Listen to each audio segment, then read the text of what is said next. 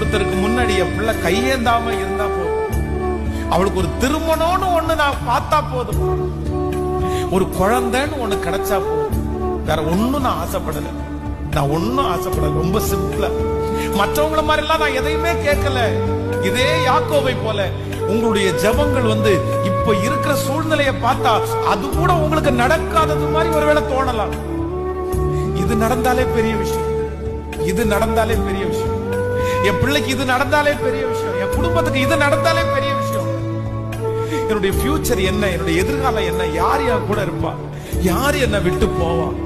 ஆனா ஆண்டவர் மட்டும் இன்னைக்கு இந்த முதல் வாரத்தில் உங்களை நேருக்கு நேர் சந்தித்து உங்க முகத்துக்கு முகம் நீ கேட்கறது கொஞ்சம்பா. நீ கேட்கறது உன்னுடைய நிலைமையை வச்சு நீ கேட்கிற, உன் சூழ்நிலையை வச்சு கேட்கிற, இப்ப கடந்து போகிற பாதையை வச்சு உன் எதிர்காலத்தை நீ கணிக்கிற. ஆனா கர்த்தர் சொல்கிறார், உன் நினைவுகள் என் நினைவுகள் அல்ல, உன் வழிகள் என் வழிகளும் அல்ல. பூமிக்கு வானம் எவ்வளவு உயர்ந்திருக்கிறதோ அவ்வளவு உன்னை குறித்து கர்த்தர் வைத்திருக்கிற திட்டம் மிகவும் அதிகமா இருக்கிறது. உன் சன்னதி பூமியின் தூளை போல் இருக்கும். நீ மேற்கையும் கிழக்கையும் வடக்கையும் தெற்கையும் இடம் கொண்டு பெருகுவாய்.